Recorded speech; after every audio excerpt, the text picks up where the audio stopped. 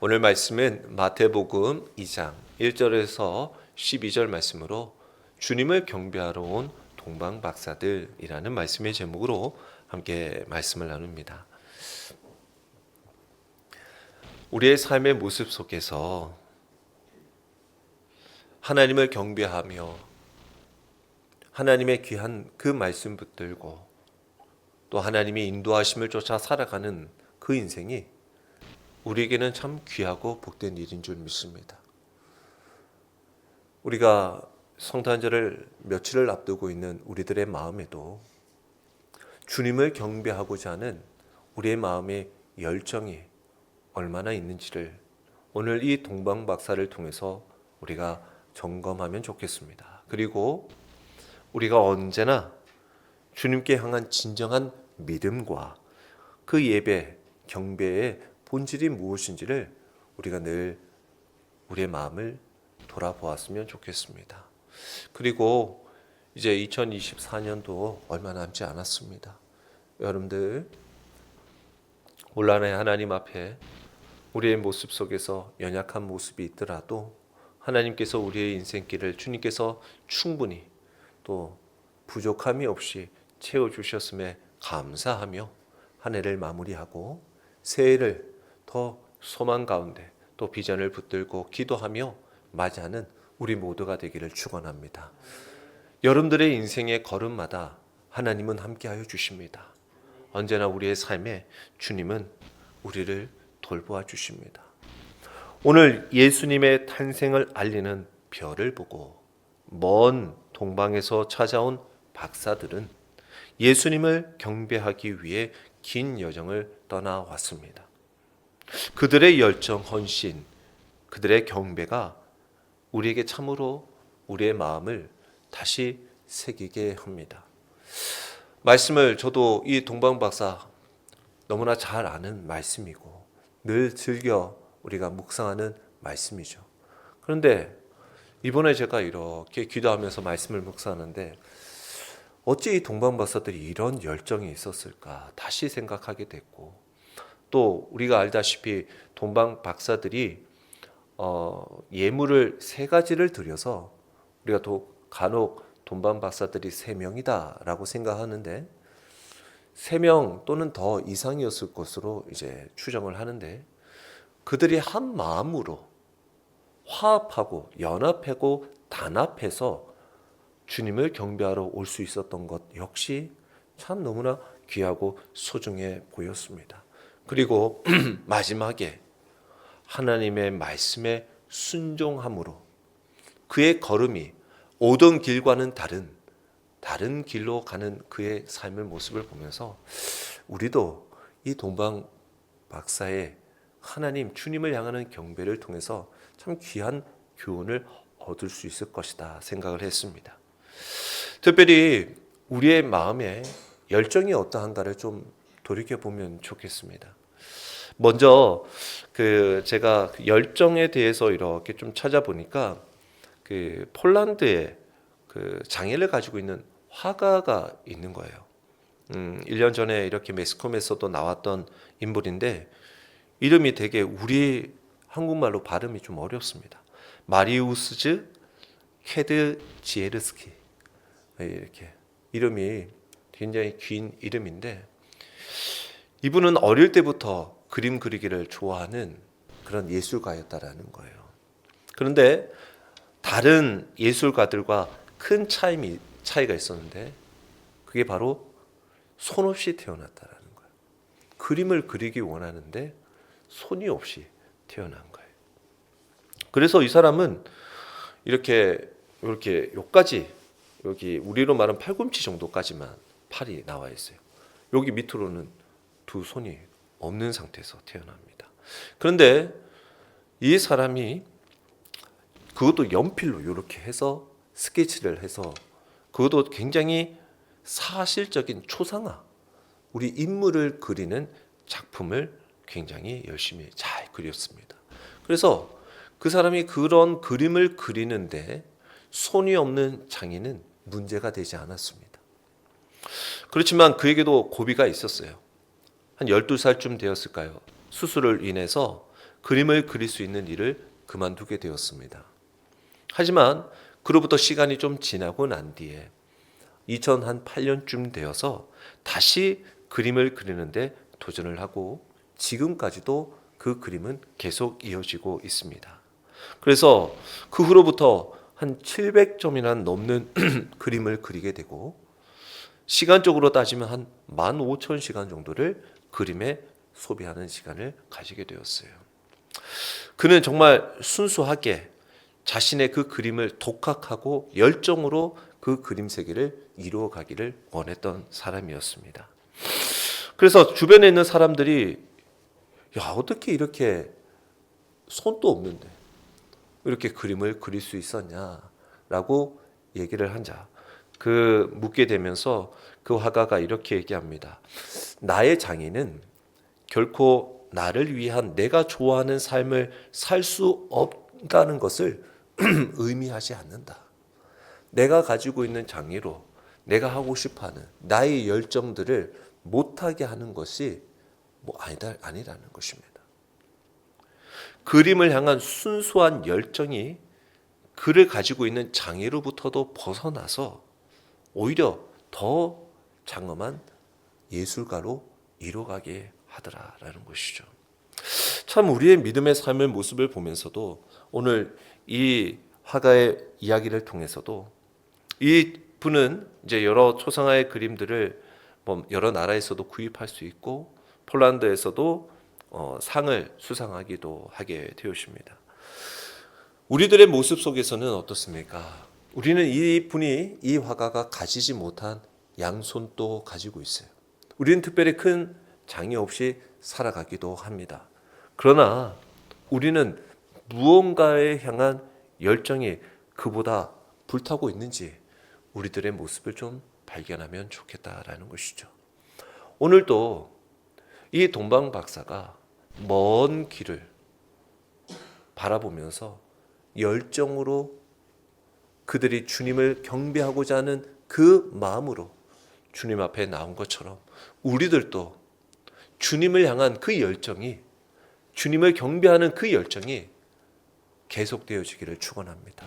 주님 앞에 나오는, 믿음 앞에 나오는 주의 백성들, 우리는 얼마든지 누구의 도움 없이도 나올 수 있어요. 누구를 의지하지 않아도 하나님만 의지하면 우리는 믿음의 자리로 나올 수 있습니다. 마태복음 2장 1절의 말씀에 보니까 예수님이 어디에서 나셨나 보니 예수께서 유대 베들레헴에서 나셨더라라는 거예요. 언제? 헤롯 왕 때라는 것입니다. 자, 유대 베들레헴은 유대와 조금 떨어져 있는 작은 도시입니다. 근데 이 말씀이 기록된 것은 바로 구약에 미가 5장 2절에 예언된 메시아의 탄생지가 베들레헴임을 성취하는 말씀입니다. 베들레헴은 작고 보잘것없는 마을이지만 하나님의 계획 속에서는 중요한 역할을 하게 되어집니다. 하나님은 이처럼 우리의 작고 연약한 삶을 통해서도 귀하게 사용하시는 분이십니다. 우리가 보기에는 평범한 삶이라도 하나님의 손 안에서 그분의 계획을 이루는 삶을 살아가면 하나님 앞에 도구로 사용되더라라는 것입니다. 오늘도 우리의 삶에 우리는 연약하고 작다 할지라도 하나님의 손에 붙들리면 하나님의 귀한 믿음의 역사, 구원의 역사를 이루기에 충분한 도구가 될 줄 믿습니다. 그와 같은 믿음이 있어야 합니다. 한 시골에 교회 성가대가 한 5명 뿐이었어요. 그들은 매주 최선을 다해 찬양을 불렀습니다. 근데 어느 날 한 방문자가 와서 예배를 드리는데 이 성가대의 이 노래가 아주 부족한 거예요. 실력이 부족해요. 그래서 웃음을 터뜨렸어요. 그 노래를 듣고는 웃음을 터뜨렸어요. 야, 이 무슨 성가대가 이렇게 노래를 못하나. 이렇게 웃음을 터뜨렸어요. 그때 이 상황을 보던 목사님이 이렇게 얘기합니다. 그들은 사람에게 잘 보이기 위해 부르는 것이 아니라 하나님께 드리는 찬양을 부르는 것입니다. 라고 얘기를 했어요. 그 말을 들은 그 방문자는 깊은 감명을 받고 이후에 진심으로 하나님을 경배하는 법을 배우게 되어졌다라는 것이죠. 우리가 믿음의 삶을 살아가는 우리들에게도 하나님을 경배하고 하나님을 예배하는 우리들의 마음 속에서 내가 잘해서 내가 무엇이 어떤 조건이 뛰어나서가 아니라 나의 연약함을 가지고 오직 하나님만을 경외하고 하나님 앞에 나올 때 하나님은 그걸 기쁘게 받아주시더라는 것입니다. 그러게 우리의 모임도 우리의 이 예배의 자리도 하나님은 언제든지 기쁨이 되어주시는 거예요. 그러기에 언제든지 주님을 꼭 붙들어야 합니다. 그리고 그때가 언제냐? 헤롯 왕 때라는 거예요. 헤롯 왕 때로 따지면 대략 그 학자들의 그 연구를 보면 대략 BC 한 4세기죠. 그러니까 4년쯤 BC 4년쯤 되는 이제 해쯤 되는데 그때쯤 이제 나이가 한 70여 세 정도 되어지는 나이쯤에 이 이스라엘이 로마의 통치 아래 있었다라는 거죠. 어떻게 보면 헤롯은 세속적인 권력을 추구하고 자신의 왕위를 지키기 위해 두려움에 사로잡혔던 지도자입니다. 그래서 오히려 그거는 아내를 많이 두었는데 그의 뜻에 또는 뭔가 그 아내들 사이에서 자녀들이 자신의 말이나 명령이나 뭔가 맞지 않으면 얼마든지 가족도 해야 했던 사람이 이 헤롯 왕이었어요. 그래서 자신의 자리가 위태하다 싶으면 그 모든 것들을 이용해서 수단 방법을 이용해서 지키려고 했던 지도자가 바로 이 헤롯 왕이었어요. 그런 가운데서 예수님의 탄생은 이 인간의 권력과는 비교할 수 없는 하나님의 구원의 역사를 이루어 가시는데 세상의 권력과 두려움에 휘둘리지 말고 오직 하나님을 신뢰하며 살아갈 것에 대하여 우리에게 말씀하고 있습니다. 예수님은 우리의 삶을 다스리시는 참된 왕이 되어 주십니다. 그러기에 이 삶의 혼란스러운 가운데서도 오직 주님 바라보며 주님 의지하며 살아가야 하는 것이 우리의 삶인 거예요. 동방박사들의 그 여정들을 이렇게 보면 먼저 첫 번째 동방박사들의 여정을 보면 그들의 경배의 헌신이 어떻게 따라오냐. 먼저 별을 보고 따라가는 그 동방박사들의 모습을 보는데 동방박사들은 예수님을 경배하러 먼 길을 떠났습니다. 이방인인 그들이 메시아 예수님을 찾아 경배하러 왔다라는 사실은 예수님의 탄생이 이스라엘에게만 주어진 것이 아니라 온 세상을 위한 구원임을 말씀하고 있어요. 아니 이 동방박사들이 누군가 또 많은 사람들이 연구해 본 결과 아무래도 700년, 600년 전쯤에 이스라엘에서 포로로 잡혀갔던 그 후손들의 무리들이 아닐까. 그리고 그들이 별을 연구하는 천체를 연구하는 점술가들 학자였을 것이다 라는 것이 기본적인 바람입니다. 그럼에도 불구하고 이미 이방인들과 많이 섞여 있었기 때문에 이방인들의 모습 속에 살아갔던 그들이 예수님이 유일한 왕뿐임을 고백하면서 모든 민족, 모든 백성의 왕이 되어 주신다라는 것을 우리에게 말씀하고 있는 거예요.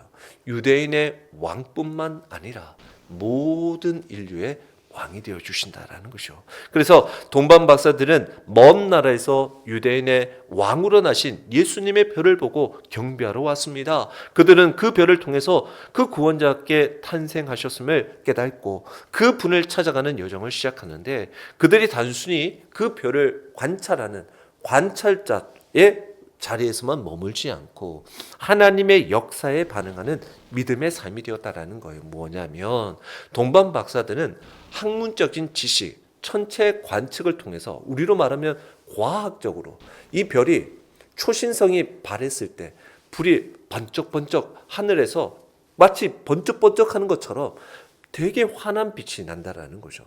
그런데 과학을 연구하고 점술가들이 그것을 통해서 봤다라는 거죠. 눈으로 보고 지식으로 알았다라는 겁니다. 그런데 이걸 어떻게 예수님의 탄생으로 알았다라는 거예요. 그들은 단순한 지식에 머물지 않고 그들을 가지고 있는 지식을 통해서 예수님을 찾는, 예수님을 경배하는 자리로 나가는 행동으로 옮겼다라는 거예요. 신앙은 단순히 우리가 아는 동의, 지적 동의에서 이루어지는 것이 아니에요. 믿음은 교리에서 이 교리를 내가 맞다라고 인정하는 동의에서 이루어지는 것이 신앙이 아닙니다. 하나님의 말씀대로 행동하는 것이 바로 신앙입니다. 믿음이 바로 그거예요. 우리는 믿음을 동의로 받아들이는 것이 아니에요. 그 믿음대로 살아가는 것이지. 박사들은 단순히 예수님을 만나자고만 한 것이 아니라 그분께 경배하길 위하여 온 것입니다. 이 경배는 예수님을 왕으로 인정하고 그분께 삶과 마음을 드리는 헌신을 뜻하는데, 하나님은 이 박사들의 이 경배, 어떻게 보면 그들의 시간, 헌신, 그리고 모든 것을 가지고 자신들이 가지고 있는 것을 통해서 표현하는 것을 보게 되어집니다. 박사들은 열정이 있었고 주님을 향한 희생과 헌신이 있었습니다. 오늘 이 동방 박사를 통해서 우리는 어떠하냐라는 겁니다. 우리는 예수 그리스도께 어떤 경배를 드리고 있냐라는 거죠.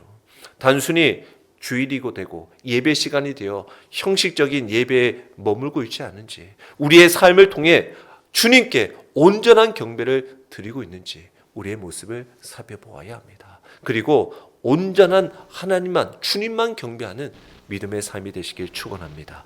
이렇게 주님을 경배하는 마음을 가진 사람들을 하나님은 그 길을 인도해 주십니다.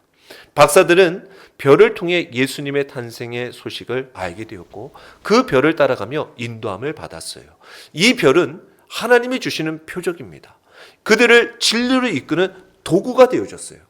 실제적으로 이 별이, 우리가 모르는 그 별이 반짝이고 있었다는 거예요. 근데 참 신기하게도 동방의 박사들은 그 별을 보았는데 예루살렘에 있는 사람들은 정작 그 별을 관측 못해요. 그래서 동방에 있는 박사들이 그 별을 보고 쫓아옵니다. 사모하고 주님을 경배하고 주님을 기다리는 자에게는 그 별이 보이는 거예요. 그리고 그 별, 진짜 실제적으로 그 별, 우주에 우리가 보이는 그 별, 과학적으로 의미하면 별의 빛이 반짝이는 그 별을 보는 것은 우리가 지금 실시간으로 보는 게 아니라 오랜 시간 그 빛이 비춰진 과거의 시간을 우리가 보는 걸로 생각하지만, 여기서는 실제적인 그 별이 인도하고 있는 거예요. 하나님께서 이 모든 만물의 주인이 되어 주신다는 걸 말씀하고 있는 거예요. 초자연적으로 역사하고 계신다는 걸 말씀하고 있는 거예요.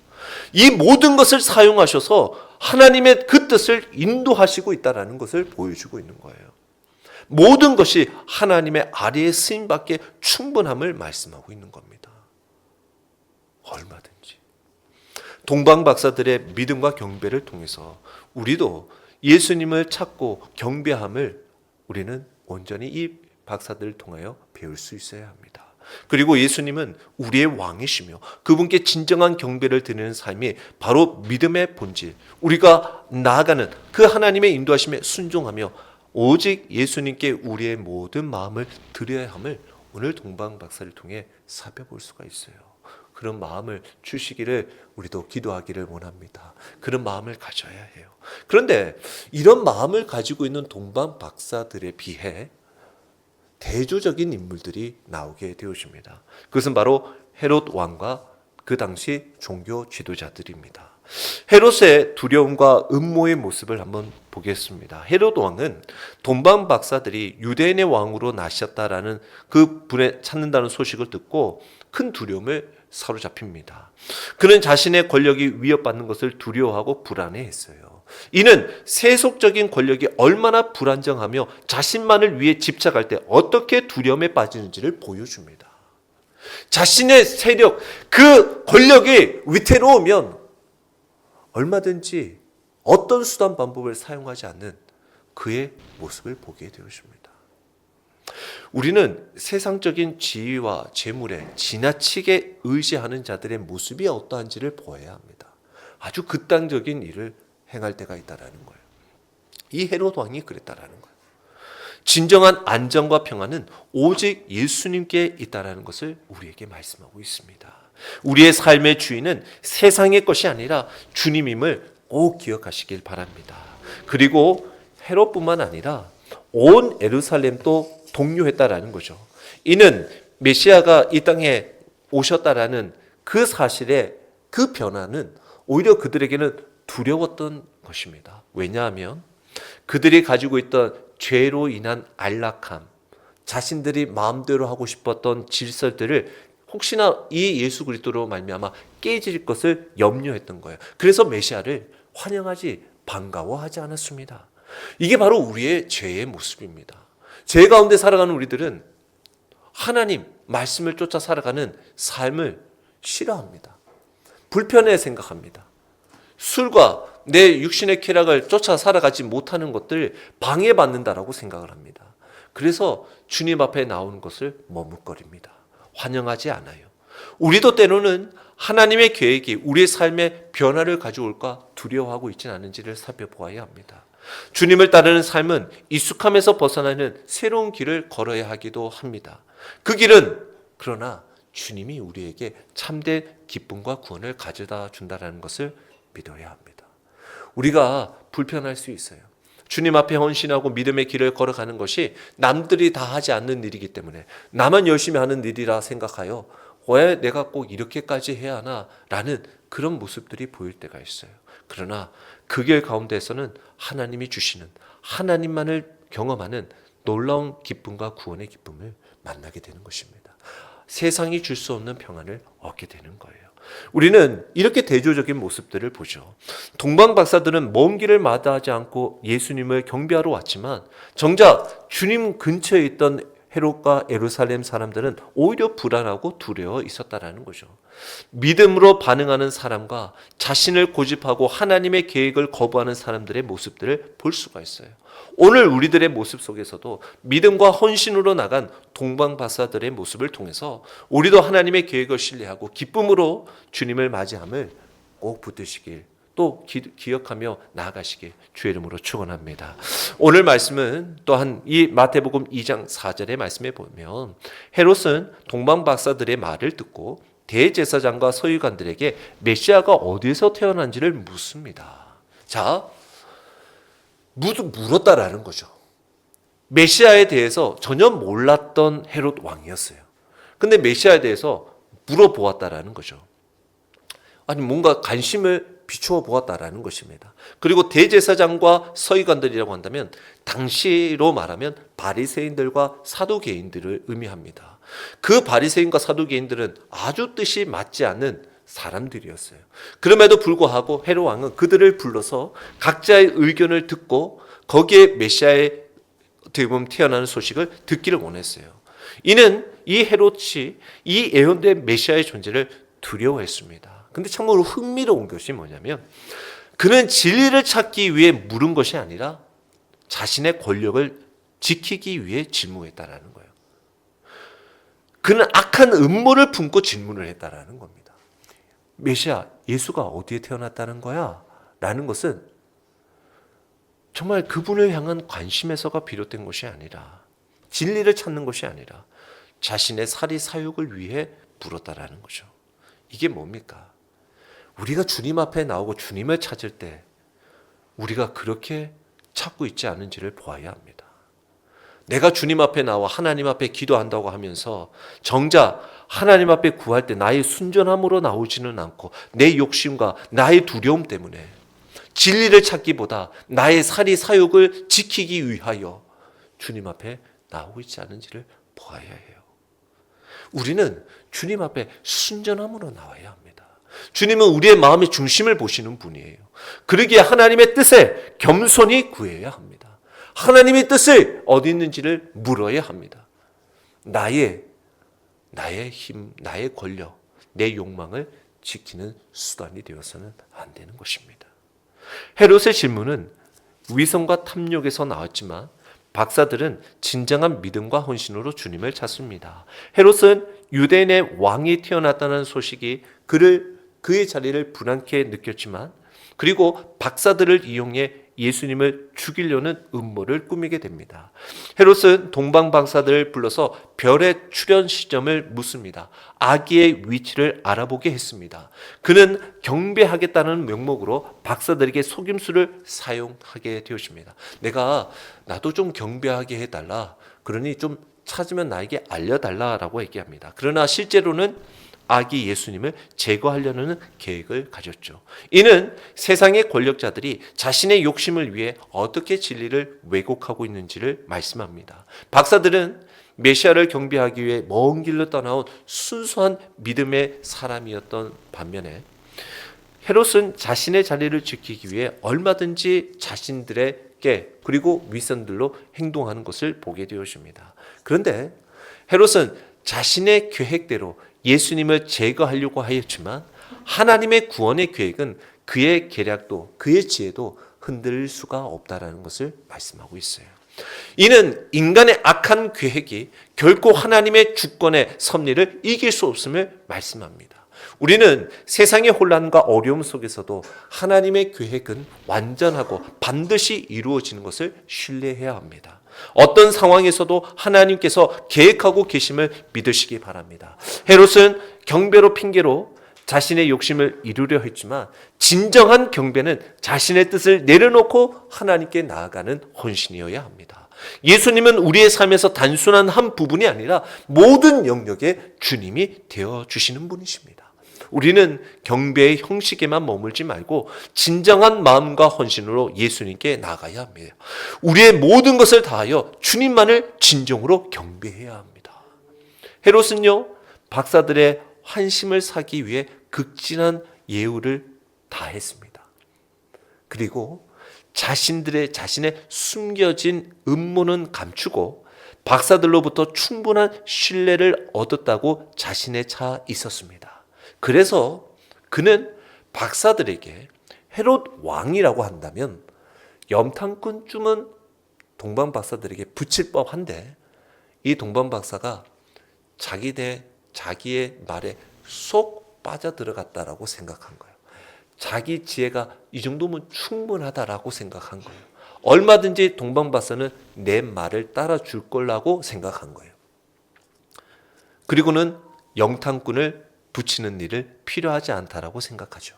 그런데 지나고 난 뒤에 결과적으로 그의 생각이 빗나갔다는 것을 뒤늦게 알게 됩니다. 인간의 지혜가 이래요. 어떻게 하시냐? 진정 헤롯은 이방의 박사들이 하나님의 주권적인 간섭으로 인해 지시되고 움직이고 되리라는 것을 생각하지 못한 거예요. 헤롯은 하나님이 지시해서 이 이방 박사가 움직일 것을 상상을 못한 거예요. 꿈에서 하나님이 지시해 줄 줄이야. 그래서 헤롯이 비상하게 가지고 있는 교활한 지혜도 아기 예수님을 찾아가는 박사들의 발 밑에 놓게 하시는 것이 하나님이시더라는 거예요. 하나님의 이 지시함에 순종하며 따라가는 동방 박사의 발 밑에 헤롯 왕의 지혜를 두더라는 겁니다. 아무것도 사용할 수가 없는 거예요. 동방 박사가 와서 얘기해 주면 예수 찾아갈 줄로 생각했지만 동방 박사는 헤롯 왕의 말은 듣지를 않는데요. 하나님의 계획은 결코 실패하지 않습니다. 우리는 그분을 신뢰하며 살아가야 합니다. 우리는 그것을 꼭 의지해야 합니다. 그리고 당시 종교 지도자들, 대제사장과 서기관들의 무관심을 봅니다. 오늘 2장 5절에서 6절 말씀을 보겠습니다. 그들이 이렇게 얘기합니다. 이르되 유대 베들레헴이오니 이는 선지자로 이렇게 기록된 바 또 유대 땅 베들레헴아 너는 유대 고을 중에서 가장 작지 아니하도다. 내게서 한 다스리는 자가 나와서 내 백성 이스라엘의 목자가 되리라 하였음이니라 라고 미가서 5장 2절의 예언의 말씀을 그렇게 말을 합니다. 이 말씀들이 지금 하나님의 약속들이 이루어진 사건에 대해서 그들이 고백하고 있어요. 베들레헴 작고 보잘것없는 마을이지만 하나님은 그곳에 메시아 탄생지로 선택하셨다. 하나님의 약속은 우리가 생각하는 인간의 기준이 아니라 하나님의 계획과 섭리로 반드시 성취되어지는구나 라는 것을 이 종교 지도자들을 통해서 고백되어지고 있어요. 그런데 이 헤롯 왕과 대제사장과 서기관들은 정작 그들은 여기 말에 반응이 없어요. 반면 동방 박사들은 이 말을 믿고 베들레헴으로 향하게 됩니다. 이것은 하나님의 말씀에 대한 반응이 우리의 신앙, 믿음을 결정하는 중요한 요소라는 것을 알려주고 있어요. 대제사장들과 서기관들은 메시아의 탄생지가 베들레헴을 정확히 알고 있었어요. 근데 그들은 찾아가지 않았습니다. 그들은 발걸음을 옮기지 않았어요. 지식이 있으나 그에 따른 믿음과 행동이 없었어요. 영적 무관심에 빠진 거죠. 우리는 하나님의 말씀에 즉각적으로 반응하는 신앙이 있어야 합니다. 하나님의 말씀을 들을 때 무관심하거나 두려움에 사로잡히지 말고 믿음으로 순종하여 주님께 나아가시기를 축원합니다. 하나님의 구원의 역사는 지금도 그 말씀을 믿고 순종하며 그 일을 행하는 자를 통해서 역사하시고 있으십니다. 그 믿음으로 나가는 거예요. 예배의 자리, 기도의 자리, 믿음의 자리로 나아가는 거예요. 2장 9절에 동방 박사들은 하나님이 준비하신 별을 따라 예수님께 나아갔습니다. 그 별은 단순한 천체의 형상이 아니라 하나님께서 주신 인도의 표적이었습니다. 하나님은 그들의 믿음에 응답하셨어요. 와, 그 하나님의 말씀에 믿음으로 순종하여 베들레헴으로 가는데 그 베들레헴으로 가려고 하니 별이 딱 그들을 앞서 인도하는 거죠. 아기 예수님께 정확히 인도하더라는 거예요. 하나님의 뜻에 순종하며 그 뜻을 구하며 살아가는 자들의 참된 목적지인 예수님께로 온전히 인도해 주시더라라는 거예요. 이게 우리에게 놀라운 은혜입니다. 하나님의 말씀을 붙들고 순종하며 살아가는 주의 백성들을 예수님을 경배할 수 있는 자리로 인도해 주시더라. 박사들은 별이 아기 예수님이 있는 곳에 머물러 서 있는 것을 보고 매우 크게 기뻐하였다라고 10절에 말씀하고 있어요. 이는 예수님께 나아가는 여정의 끝에 무엇이 있다? 기쁨과 만족이 있더라. 주님 앞에 나오는 자들, 주님 앞에 경배하는 자들에게는 매우 기쁘고 기쁜 경험을 하게 된다. 그들의 기쁨은 세상이 주는 일시적인 기쁨이 아니라 하나님의 임재로 만나는 참된 기쁨을 말하는 거예요. 박사들은 동방에서부터 먼 길을 걸어왔고 헤롯의 음모도 겪었지만 결국 하나님의 인도하심으로 예수님을 만날 수 있었습니다. 그들은 인도하며 그 인내하며 믿음의 길을 걸어갔습니다. 별을 따라간 그 동방 박사처럼 우리도 하나님의 말씀과 성령의 인도하심을 따라 예수님께 나아가야 합니다. 그리고 그 길 끝에 주님이 주시는 참된 기쁨과 만족이 있음을 믿고 오늘도 하나님의 놀라운 은혜가 여러분들 삶에 있기를 주의 이름으로 축원합니다. 그러한 주님을 만난 자의 경배의 모습, 참된 경배의 모습을 이 동방박사를 통해 보게 되었습니다. 11절 말씀을 보세요. 집에 들어가 아기와 그의 어머니 마리아가 함께 있는 것을 보고 엎드려 아기께 경배하고 보배함을 열어 황금과 유황과 모략을 예물로 드리니라. 집에 들어갔다라는 거예요. 그래서 여기에서는 또 의견들이 좀 분분하지만 예수님은 어디에 태어나십니까? 말 구유에 먼저 태어나셨어요. 근데 오늘 여기는 집에 들어갔다라고 되어 있어요. 그래서 이미 동방박사들은 이 초신성 별을 보고 예수님이 탄생한 것을 알고 그 수개월의 여정을 온 거예요. 그리고 예수님은 이제 태어나서 말구유에서 집으로 이제 그 호적 조사가 좀 시간이 끝나고 사람들이 가다 보니 집에 공간이 이제 방이 생겨 거기에 머물러 있었을 거라는 거죠. 그리고 들어가니 거기에는 아기와 마리아가 있더라는 거죠. 그런데 오늘 동방박사는 누구에게 경배합니까? 바로 오직 예수께만 경배하는 거예요. 마리아에게, 헤롯 왕에게, 요셉에게 경배한 것이 아닙니다. 오직 예수께만 경배했어요. 동방 박사들은 아기 예수님을 보자마자 엎드려 경배했습니다. 동방 박사들이 경배한 대상은 마리아와 함께가 아닙니다. 오직 아기 예수뿐입니다. 즉 그들은 헤롯 왕에게나 아기 부모 요셉 마리아에게 경배하지 않고 경배의 대상은 오직 만왕의 왕으로 이 땅에 오신 예수 그리스도 한 분밖에 없음을 말씀하고 있어요. 우리의 경배는 세상의 권력이나 물질이 아니라 참된 구원자이신 예수님께로 향해야 합니다. 우리도 예수님 앞에 엎드려 그분을 왕으로 인정하는 예배와 경배를 드려야 합니다.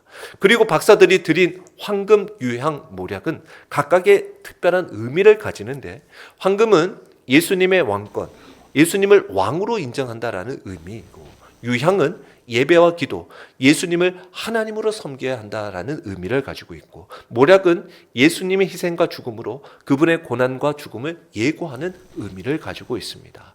그래서 이 예물은 단순히 물질적인 선물이 아니라 그들이 가지고 있는 최고의 것을 드리는 헌신을 의미하고 있어요. 우리가 하나님, 주님 앞에 나와 주님의 인도하심으로 나와 하나님께 경배할 때 우리는 주님 앞에 나의 소중하고 귀한 것을 아낌없이 드리고 있냐라는 거죠. 우리의 삶에서 가장 소중한 분임을 고백하며 우리의 가장 귀한 것을 주님 앞에 드릴 수 있는 자들이 되어야 합니다. 그래서 이 예물이 세 가지로 드려졌다는 이 사실로 동방 박사들이 세 사람이다라고 이제 전승에 이어지지만, 또 어떤 전설에는 12명의 박사였을 것이다. 12명이 완전수라고 생각하기 때문에. 근데 3명이 되든 12명이 되든 2명 이상이 되면 한 마음으로 합하여 연합하여 단합하여 경배하는 것이 너무나 중요합니다. 주님의 몸된 교회 우리 성도들도 주님의 귀한 일들을 감당하고 순종하는 자리에 항상 연합하고 단합하고 화합을 이루는 믿음의 삶이 되기를 축원합니다. 하나님을 경배할 때는 다른 소리가 나서는 안 돼요. 한 마음으로 한 뜻으로 나가야 합니다.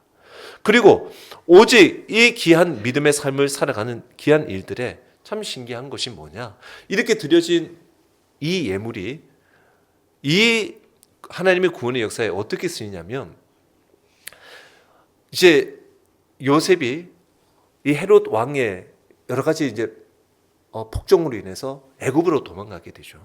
그때 여비로 이것이 유용하게 사용됐을 거라는 거죠.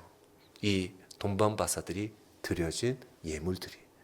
그러니까 하나님의 구원의 역사의 쓰임에는 하나도 빠짐없이 모든 것이 도구로 사용된다. 우리가 여러분들이 하나님 앞에 헌신하여 드려지는 그 여러분들이 드리는 소중한 귀한 것이 하나님의 구원의 역사에 쓰임받게 되더라는 거예요. 이게 놀라운 은혜입니다. 그래서 우리가 매번 주님 앞에 나와 예배를 드리는 그 삶의 모습 속에서 우리는 한순간뿐만 아니라 모든 삶의 전부를 하나님 앞에 드리는 것이 중요하고, 나의 삶에서도 직장, 가정, 모든 관계 속에서도 주님을 높이고 주님을 경배하는 삶이 되어져야 한다라는 것입니다. 그리고 끝으로 이 동방박사들이 어디로 갔냐, 12절에 보니까 그들은 꿈에 헤롯에게로 돌아가지 말라 지시하심을 받아 다른 길로 고국에 돌아가니라. 동방박사들은 예수님을 만났어요. 예수님을 경배했습니다. 그리고 돌아가는 길에 중요한 결정을 내려야 했습니다. 그들에게는 헤롯에게 다시 가야 할 의무도 있었지만 하나님의 뜻에 따른 다른 길을 선택을 합니다. 이는 그들이 하나님의 음성을 들었고 그에게 순종했다는 것을 말하고 있어요. 우리의 삶에도요, 어떤 선택의 순간이 자주 옵니다. 하나님의 음성에 민감하게 반응하고 순종할 때 우리는 올바른 길을 걸을 수 있어요. 동방 박사들은 꿈에서 하나님의 명령을 받았습니다. 성경에서 꿈은 종종 하나님의 계획과 뜻을 전달하는 방법으로 사용하는데, 이것은 자신들의 계획과는 달리 하나님이 지시하신 새로운 길을 택했다라는 거예요. 그래서 다른 길로 갔다라는 것은 단순히 물리적으로 왔던 길이 아닌 다른 길로 갔다라는 변화만을 뜻하지 않고, 이 동방 박사들이 주님을 만나기 전과 후가 달라졌다라는 거예요. 이게 다른 길로 됐다라는 거예요. 전에는 하나님의 말씀 음성을 듣지 못했던 동방 박사가 예수님을 만나고 경배한 후에 예수님의 음성에 순종하고 예수님이 원하시는 순종의 길을 걸어가는 자가 되었다라는 거예요. 이게 하나님을 경배한 자의 삶의 모습이 된다라는 겁니다. 이 경배는 뭡니까? 바로 우리는 하나님을 예배하는 것입니다. 경배, 예배는 바로 새로운 길을 걸어가는 진정한 신앙을 의미합니다. 우리가 예수님을 진정으로 만났다면 세상의 방식과 가치가 아닌 하나님의 방식과 가치를 따라 살아가야 합니다. 동방 박사들은 예수님께 나오기 위하여 희생과 헌신을 감수하며 그들의 경배로 하나님 앞에 나왔습니다. 그리고 그의 삶이 변화되어졌어요. 우리도 주님께 온전히 나아가 경배하고 예배하면 새로운 변화된 삶을 살아가야 합니다. 그 길이 마냥 우리에게 편한 것을 약속하지 않을 수도 있습니다. 하지만 하나님의 약속과 보호는 우리와 늘 함께하여 주십니다. 그러기에 오늘도 주님을 경배하는 자리, 우리의 예배가 진정으로 우리의 삶의 변화가 오는지, 우리가 주님 앞에 드려야 할 것이 무엇인지를 살펴보기를 바랍니다. 오늘 주님께 경배하러 온 이 동방 박사들을 통해 우리는 예수님을 경배하는 인생으로, 진정으로 우리를 구원하러 오신 예수님을 만남으로 세상의 방식과 가치가 아닌 하나님의 말씀과 인도하심의 믿음과 순종으로 반응하며 우리의 모든 것들을 주님께 드림으로 우리의 삶에서 가장 소중한 분은 오직 예수 그리스도 뿐임을 고백하며 살아가시길, 그리고 이와 같은 삶의 하나님의 놀라운 은혜와 사랑이 충만하게 함께 하시기를 주의 이름으로 축원합니다.